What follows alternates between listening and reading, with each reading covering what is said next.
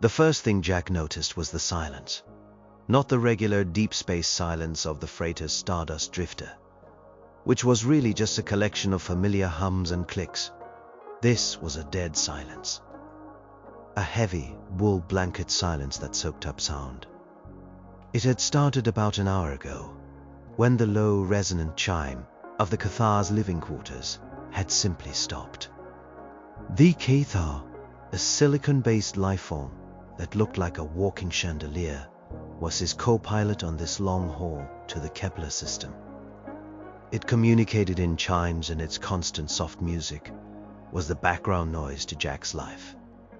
Now it was gone. He'd called out, "Cavey, everything good in there, buddy?" "Nothing," he called again, his voice sounding thin and weak in the sudden quiet. He tapped on the control panel. The biomonitor for the cast chamber was flatlined. Not in the jagged emergency way. It was a perfect straight line. As if the sensor itself had just given up. Jack felt a cold trickle of sweat run down his spine. He overrode the privacy lock on the Caithar's door. The door hissed open, and the wrongness hit him like a physical blow. It wasn't the smell. There was no smell. That was the problem. The Caithar, like all known species, recycled. Upon death, their bodies would break down into base elements, a process that released a distinct ozone-like scent and a soft blue light. A beautiful, clean process. The Great Cycle, the Galactic Concordat called it. Life into death into life again, but the chamber was dark. And in the center of the room, where the radiant, crystalline creature should have been, there was just a pile of dust. It was a dull, gray, lifeless powder. It looked like the lint from a dryer trap.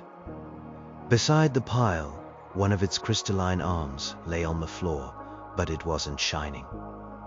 It was opaque and cracked, like a piece of sea glass worn down by a million tides.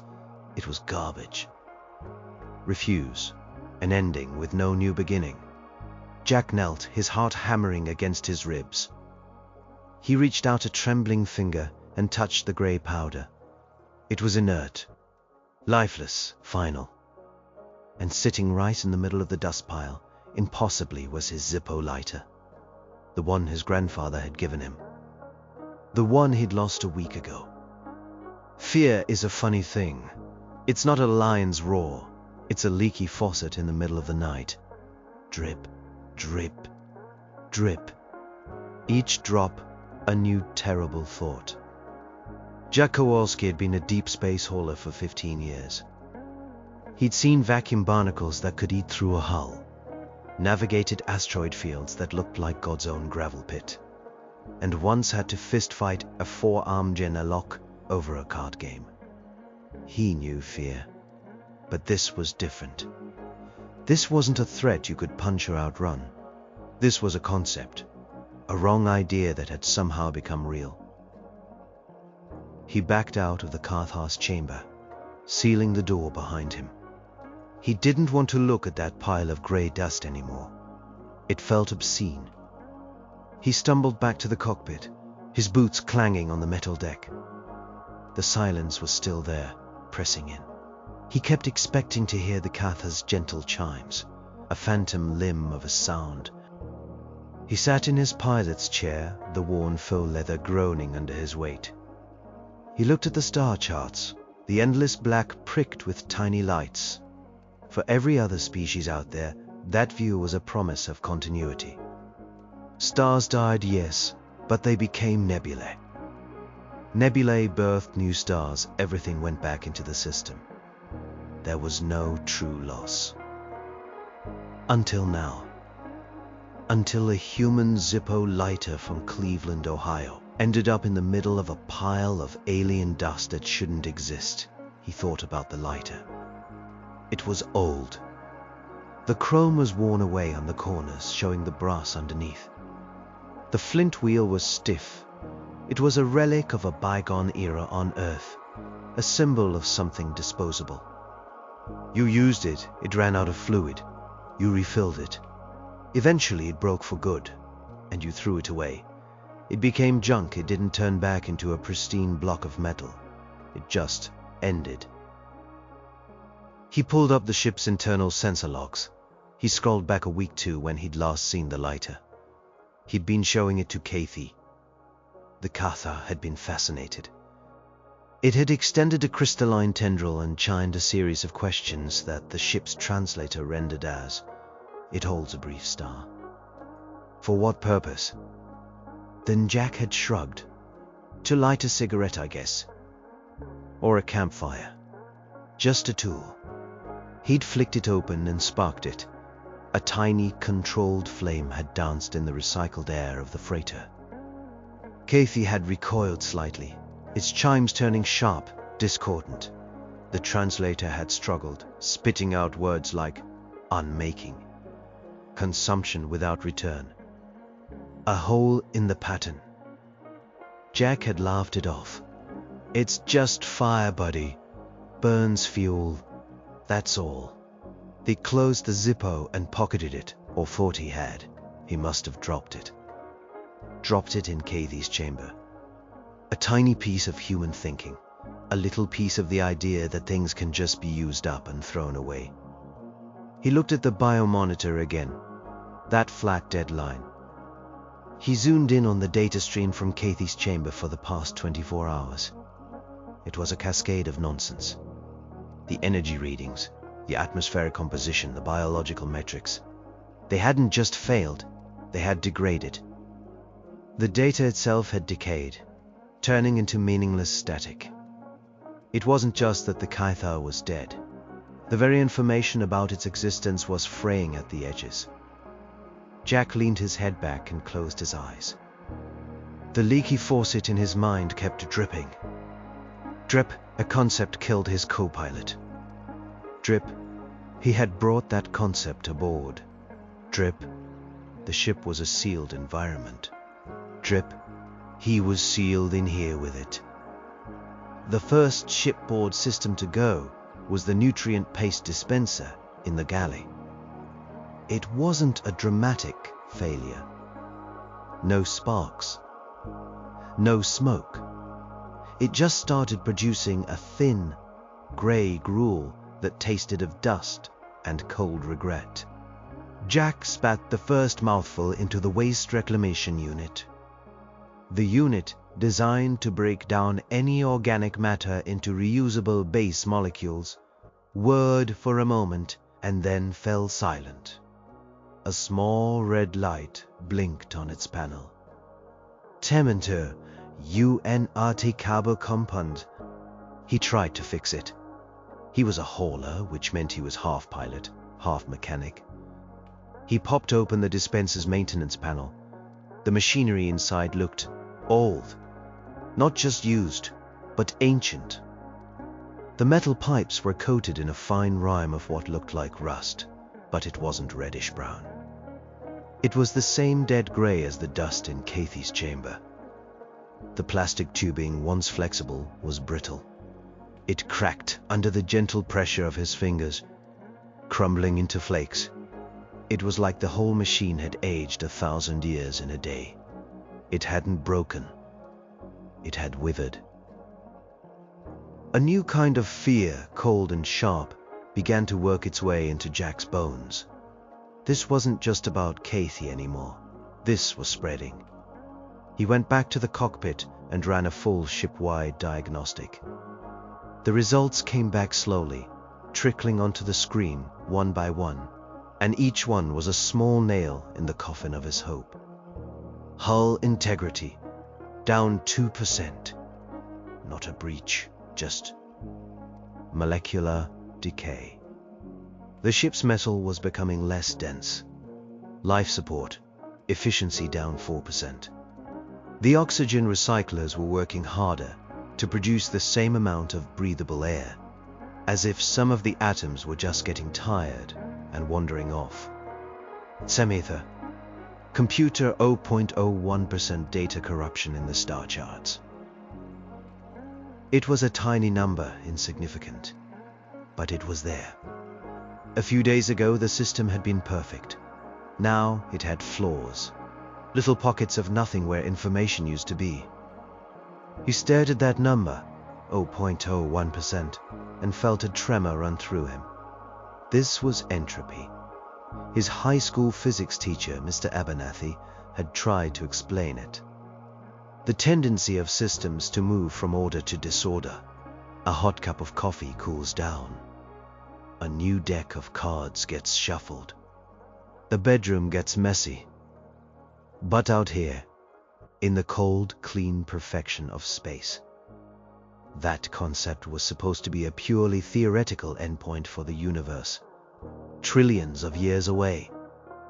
It wasn't supposed to happen to your lunch dispenser. He thought of Earth. He remembered his childhood home.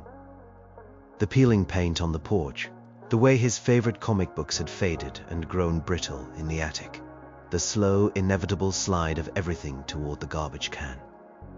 Humanity had perfected the disposable. Planned obsolescence wasn't just a business model, it was a philosophy. Nothing was meant to last forever. Not cars, not phones, not relationships. It was a profoundly human idea. And he, Jack Kowalski, had tracked it across the stars like mud on his boots. He looked over at the sealed door to the Carthage quarters.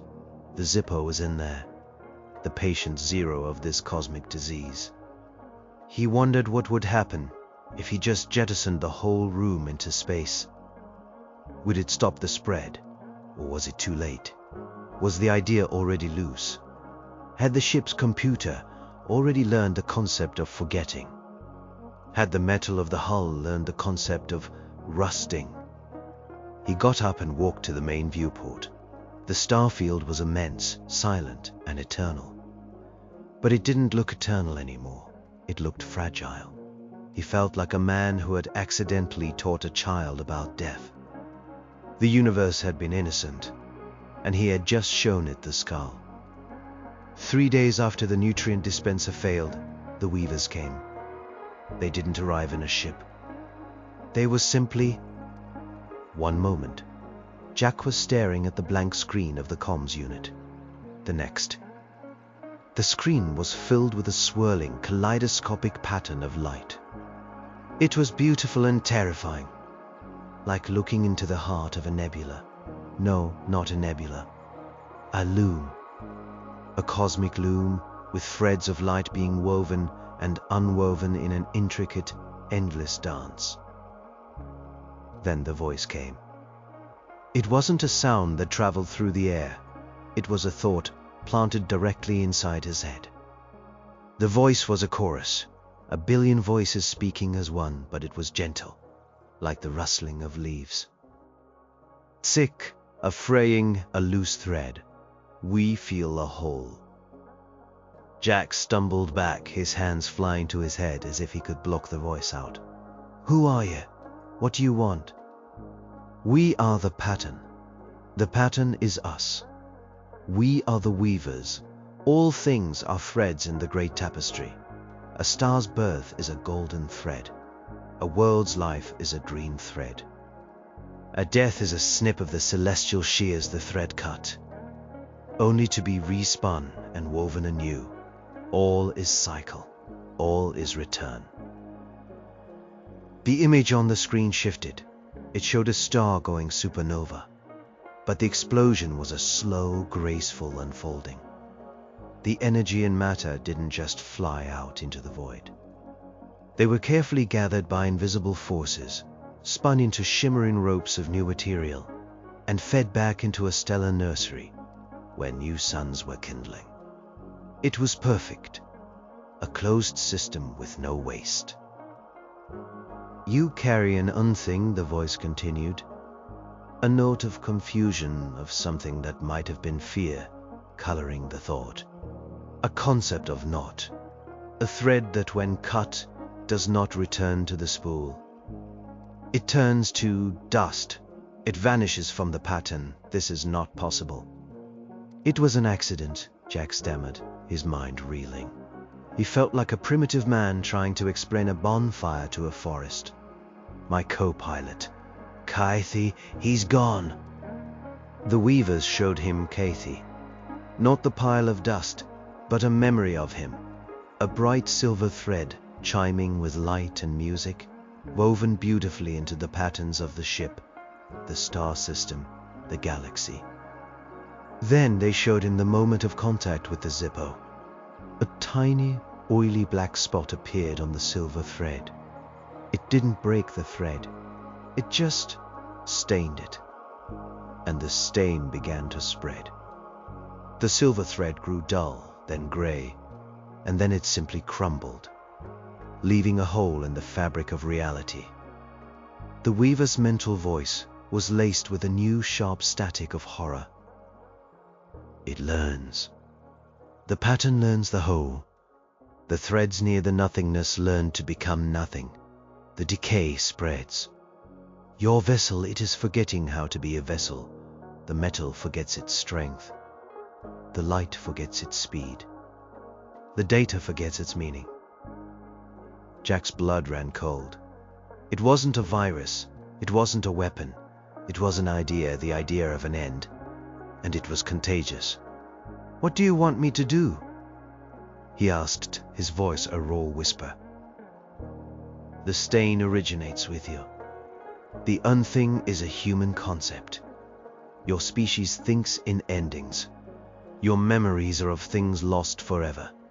Your history is a graveyard of things that will not return. You are a walking, breathing hole in the pattern." The voice wasn't accusatory. It was a statement of fact, delivered with a kind of cosmic, bewildered sadness. "We do not know how to unweave a hole," the weavers concluded. "We only know how to weave. We must quarantine the fraying, isolate the stain." The view on the screen pulled back. Jack saw his freighter, the Stardust Drifter, a tiny metal tick floating in the vast black. And then he saw what the weavers were doing. They were weaving the space around his ship, pulling on the very fabric of space-time, twisting it, tying it into a knot. The stars outside the viewport began to streak, to bend. The ship shuddered, groaning like a dying animal. Jack was being cut out of the tapestry. He was being put in a bottle, and someone was throwing the bottle away. The last thought from the weavers echoed in his skull, filled with an emotion he now recognized as pure, unadulterated terror. "What have you made?" Being quarantined by cosmic weavers was not a pleasant experience. The ship didn't just stop. The space around it became thick, congealed. The familiar star patterns outside the viewport were gone, replaced by a distorted, greasy smear of light, as if he were looking at the universe through a dirty bottle. The ship's navigation system screamed a single repeating error. Location 1 of. He was off the map. He was off all maps. The decay accelerated. It was as if being cut off from the great pattern, the universal cycle, had made the ship even more susceptible to the human disease of finality. The lights in the corridor began to flicker, not in a way that suggested a faulty power conduit, but in a weary, tired way. Some of them just gave up, going dark with a soft pop, their filaments turning to black dust inside the glass. The ship's internal clock, once a marvel of quantum precision, began to drift. First by a few seconds a day, then a minute. Time itself was getting sloppy. Jack developed a routine born of creeping dread. He'd wake up, or decide a period of lying in the dark with his eyes shut was over, and he'd do a patrol. He'd check the systems, noting the new degradations. Hull integrity down another 5%. The metal was becoming porous, shedding microscopic particles into the void. The artificial gravity fluctuated, sometimes making him feel heavy and slow, other times lightheaded and floaty. The ship was losing its grip on the fundamental laws of physics. He spent hours talking to the ship's computer, which he'd nicknamed Shifty. Because of its increasingly erratic behavior, Shifty, give me a status on the primary fusion core, The computer-synthesized voice, once crisp and clear, now had a faint crackle, like an old vinyl record. Primary, core, functioning, efficiency, reduced. There's a forgetting in the containment fields. Forgetting? What is it forgetting, Shifty? The shape of the magnetic bottle. The memory of coherence. The fire wants to go out. The fire wants to go out. The words chilled Jack to the bone. A fusion core didn't want anything. It was a machine. But his machine was learning despair. He tried to read, pulling up books on his data slate. But the text was corrupting. Letters would transpose themselves, words would vanish. A line from an old Earth novel he loved read. It was the best of times. It was the dust of times. It was the dust of times. He threw the slate across the room. It hit the wall, and the screen didn't crack. It just turned to a patch of grey powder, sliding down the bulkhead. He was a part of the ship, another system beginning to fail. He looked at his reflection in the dark viewport. The face staring back was gaunt, the eyes wide with a terror that was becoming his new normal. He was a castaway on an island of decay, floating in an ocean of eternity he could no longer touch. He was the living embodiment of entropy, and his little universe was winding down around him. He thought again of the Zippo sitting in that silent, dusty room. It wasn't just a lighter. It was a seed, and it had found fertile ground in the sterile perfection of the cosmos. The dreams were the worst part. He'd fall into a fitful, shallow sleep, and his mind would return to Earth. Not the gleaming, eco-friendly cities of the 23rd century that the travel brochures showed. He dreamt of his grandfather's garage in the Rust Belt of what used to be Ohio. The place had its own unique smell, a mix of old oil, damp concrete, and the slow, sweet scent of decay. In the dream, he was a boy again, maybe 10 years old. His grandfather, a big man with hands like worn leather gloves, was trying to fix an old lawnmower. The engine was seized, the pull cord frayed. "Everything has a lifespan, Jackie boy," his grandfather would say, wiping grease from his forehead with the back of his hand. "This old beast, I think her time's up." He'd point to a pile of junk in the corner. A bicycle with a bent frame, a radio that only played static, a toaster that had burned its last piece of bread. "See that? That's the boneyard. Things go there when they're done. They don't come back." The dream felt more real than the waking nightmare of the Stardust Drifter. He could feel the rough texture of the garage's concrete floor under his bare feet. He could see the dust motes dancing in the single shaft of sunlight coming through a grimy window. This was where he had learned it. The fundamental human truth. Things break. Things end. You throw them away. It wasn't a sad thing, not really. It was just the way it was. You get a new lawnmower. You buy a new toaster. You move on. He woke up with the phantom smell of oil and dust in his nostrils. The ship was colder than usual. The main lights in his bunk were dead now. Only a single flickering emergency strip near the floor provided a sickly orange glow.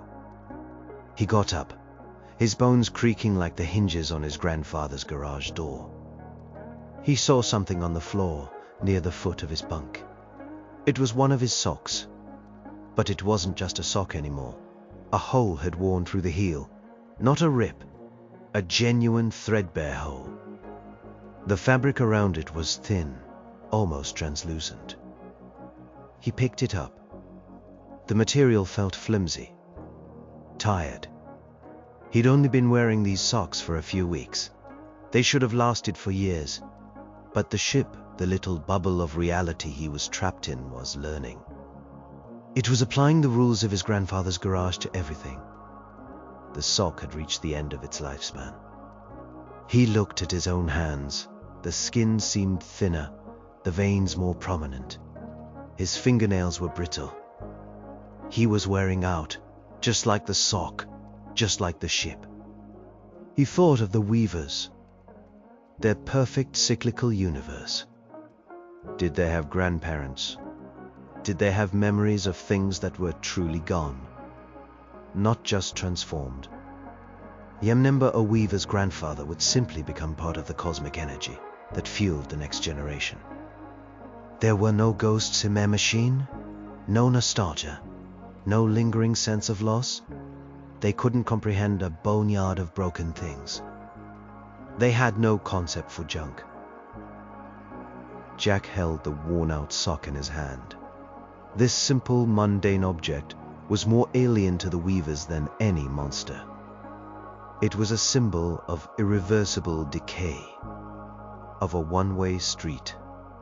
He was a creature from a disposable culture, a throwaway civilization, and he had brought the gospel of garbage to a universe that had never known waste.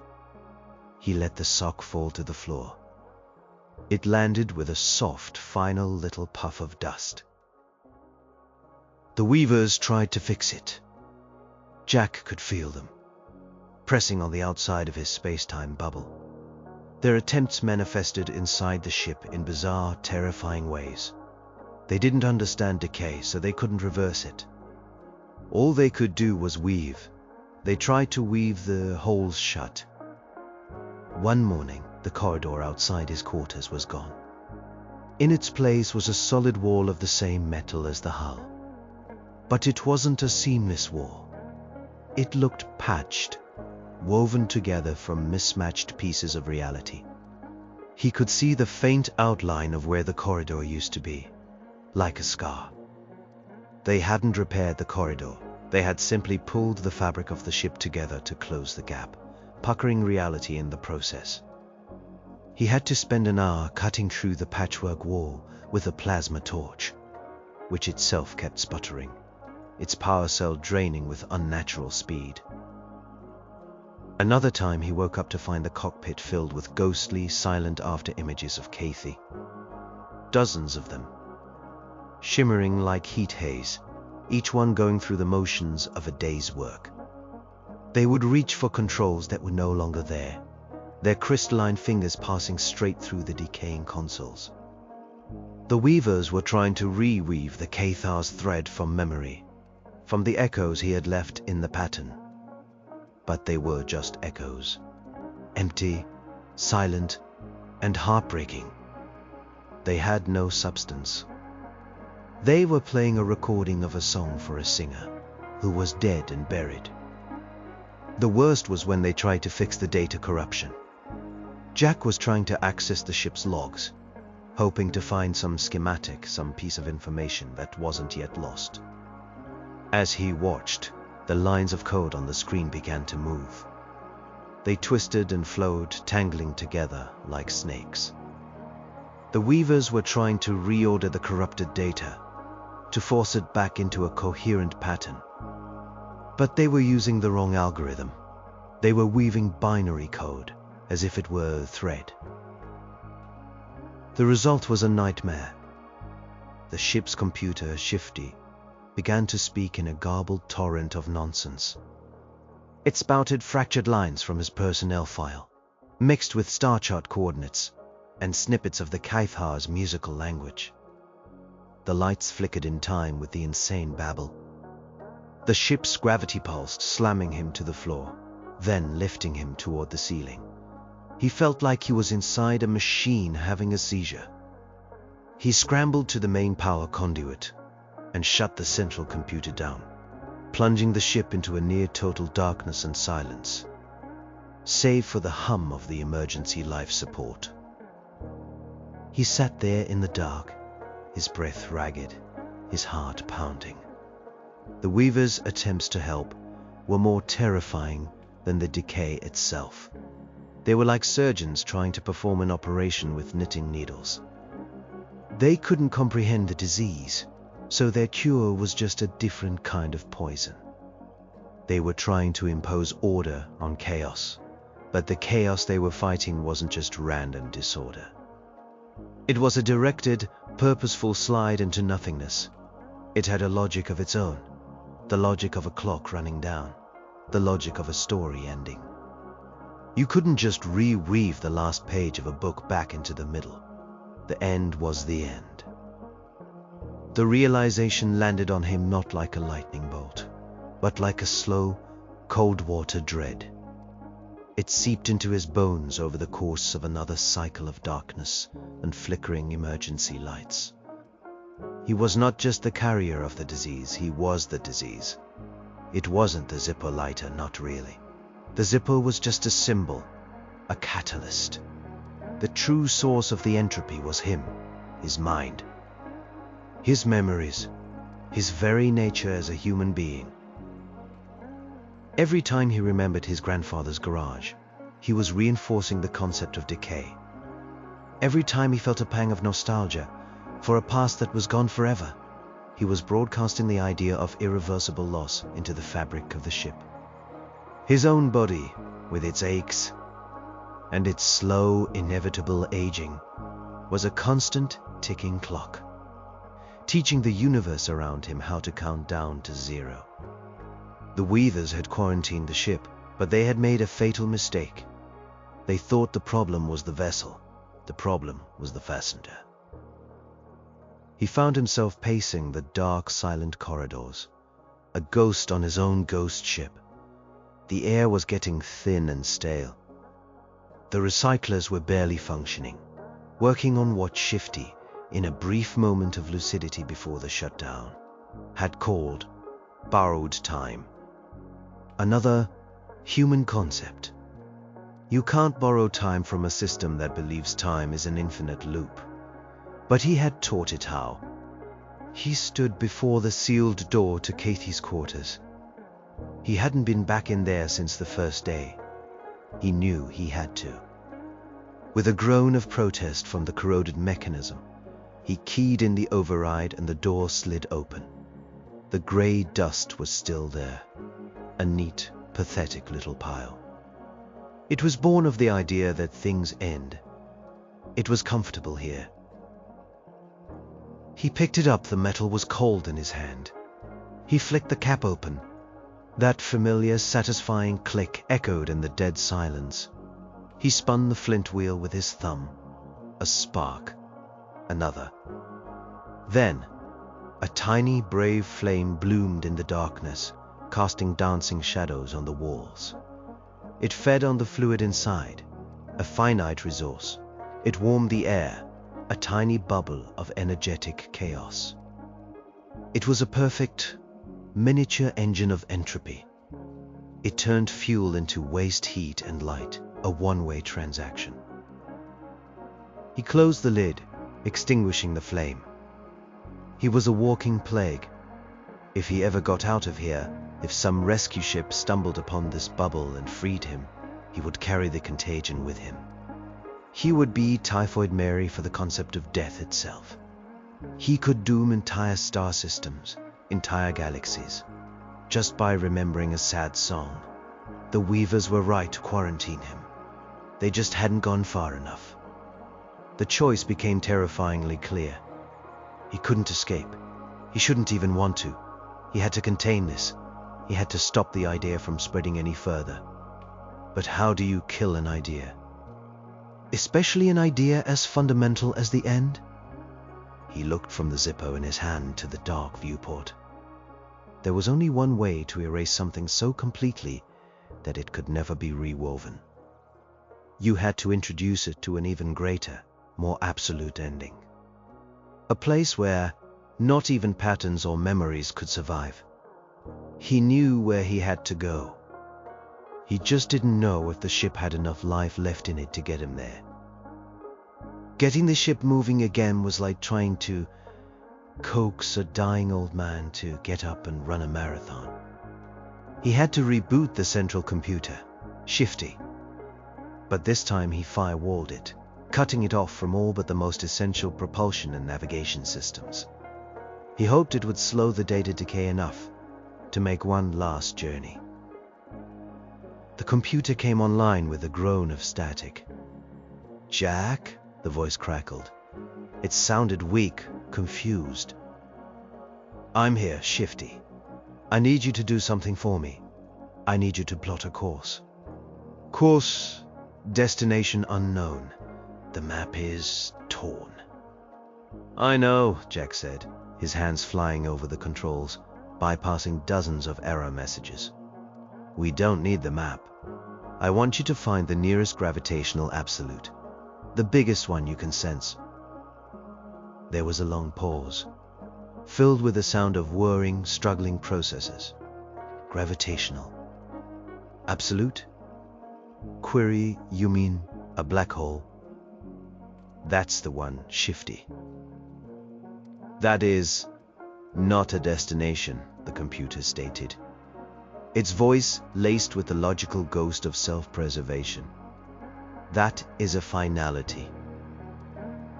"Yeah," Jack said, a grim smile touching his lips. "I know. It's kind of the point." The Weavers sensed the change immediately. The pressure on the outside of his bubble intensified. They knew he was trying to move, to take his infection somewhere else. The ship began to shudder violently as they tightened their weave, trying to hold him in place. Alarms, weak and wheezing, blared through the cockpit. Red lights, dim and tired, flashed on the panels. "You must not move the stain," the Weaver's voice screamed in his head, no longer gentle but sharp with panic. "It must remain still." "Too late for that," Jack yelled back at the empty air. "You can't contain an idea by putting it in a jar. It'll just eat its way out." He pushed the main drive to its maximum setting, the fusion core, the one that wanted to go out. Roared in protest. The ship felt like it was being torn in two. One force, the engine, pushing forward. The other, the Weaver's net, pulling back, metal screened. Bulkheads warped. On the main screen a simple vector appeared pointing toward a destination. Shifty had found one. A singularity, a monster of gravity. Just a few light hours away at the speed the crippled ship could manage. "You will unmake everything," the Weavers shrieked. "The whole will become a tear." They didn't understand. He wasn't trying to unmake everything. He was trying to save everything by unmaking himself. He was the personification of the tear. To fix it, he had to dive into it. He had to take the concept of the end to the ultimate end. The ship lurched, a sickening, grinding motion. A huge crack appeared in the main viewport, spider webbing across the reinforced plasteel. The lights flickered and died, plunging him into total darkness except for the glow of the single screen showing the course vector. The inertial dampeners failed, and he was thrown against his straps, his teeth rattling. The Weavers were pulling, and the ship was breaking apart around him. It was a race. Could the ship hold together long enough to reach the finish line? Or would the Weaver's fear, and his own entropy, tear him to pieces first? He gripped the controls, his knuckles white, and aimed his dying vessel at the point of no return. The final hours were a slow-motion catastrophe. The ship was dying around him, piece by agonizing piece. A whole section of the cargo bay tore loose, peeling away into the distorted space of the Weaver's net, with a final, mournful groan of stressed metal. The air was getting hard to breathe, thin and tasting of ozone and dust. The life support system was giving its last gasp. Jack didn't care. He wouldn't need it for much longer. He could feel the black hole now, not with his eyes. The space ahead was still just a smear, but as a presence. A pull. It was a silent, hungry void, a drain at the bottom of the universe. It was the ultimate expression of the very thing he carried. It was pure, perfect entropy, an end from which there was no recycling. The Weaver's mental screams became desperate, incoherent pleas. They were throwing everything they had at him. weaving walls of space-time, trying to slow him down. But it was like trying to dam a river with fishing nets. He was being pulled by a force far more fundamental than their cosmic loom. He was a rock rolling downhill, and the black hole was the bottom of the canyon. He had the Zippo in his breast pocket. He could feel its hard rectangular shape against his ribs. It felt right that it should be with him at the end, the alpha and the omega of his journey. The small, man-made ending, about to be consumed by the greatest ending of all. The ship gave a final shuddering jolt, and then all resistance ceased. He had broken through the weaver's net. He was in freefall. The smudged light on the viewport vanished, replaced by an unnerving perfect blackness. A blackness that didn't reflect light, but drank it. The event horizon. The ship's computer went silent. The last of the emergency lights died. He was alone in the dark, falling. He didn't feel any tidal forces, no spaghettification like the old science tapes warned. Just a profound sense of peace. The decay had stopped. The struggle was over. He had brought the disease to the one place it couldn't spread. He had delivered the poison to the poison. He took the Zippo out of his pocket. His hands weren't trembling anymore. With a practiced thumb, he flicked it open. He spun the wheel. A single perfect flame sprang to life in the absolute darkness. It didn't flicker. It didn't waver. In the crushing, timeless, lawless environment of the singularity's edge, the tiny flame just burned, a point of defiant temporary warmth against an eternity of cold. A final human act of consumption. He held it in front of him, a tiny star in his own private universe. It was the last thing he saw. A brief, warm light. A small, familiar flicker. An ending of his own making. In the silent, woven spaces between galaxies, the weavers recoiled. The stain, the terrible, spreading hole in their perfect tapestry, had vanished. One moment, it was a screaming, tearing wound in space-time. The next, it was simply gone. The frayed threads around the quarantine zone settled. The pattern became smooth again. The crisis was over, but it wasn't. The silence that followed was worse than the screaming had been. Before the human, their existence had been a constant hum of creation and recreation. The music of the spheres was not a metaphor to them. It was the sound of their work, the song of the great cycle. Now, for the first time, there was a quiet spot, a missing note in the chord, a scar. They could feel the shape of the void left by the human ship, and its plunge into the singularity. It was an echo, a memory of nothingness. They focused their collective consciousness on that spot, trying to understand what had happened. They replayed the final moments. They saw the dying vessel. They saw the terror, the determination, and they saw the last thing the human had done. That tiny, impossible flame. The brief star, the act of unmaking. And in that moment, the weavers learned something new. It was a concept that had never existed in their boundless cyclical reality. Before the human, there was change.